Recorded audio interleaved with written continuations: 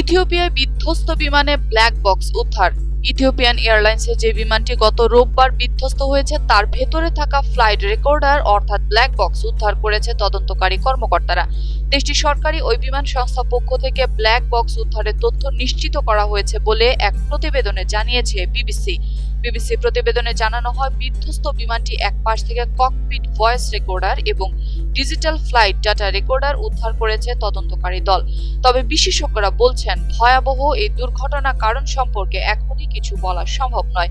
ইথিওপিয়ার রাজধানী আদ্দিস আবাবা থেকে কেনিয়ার নাইরোবি উদ্দেশ্যে যাত্রা করা 6 মিনিটের মাথায় বোয়িং 737 ম্যাক্স 8 বিমানটি বিধ্বস্ত হয়।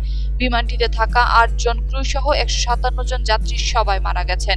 রোববার স্থানীয় সময় সকাল 8টা 38 আদ্দিস আবাবার বোল আন্তর্জাতিক বিমানবন্দর থেকে ক্রু সহ 157 জন যাত্রী নিয়ে নাইরোবি উদ্দেশ্যে যাত্রা শুরু করেছিল বিমানটি।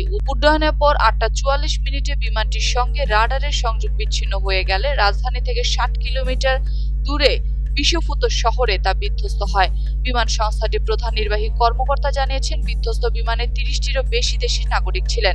বিমান সংস্থাটির এক মুখপাত্র দেশটির সরকারি সম্প্রচার মাধ্যমকে জানিয়েছে, 157 জন যাত্রীর কেউই এখন বেঁচে নেই।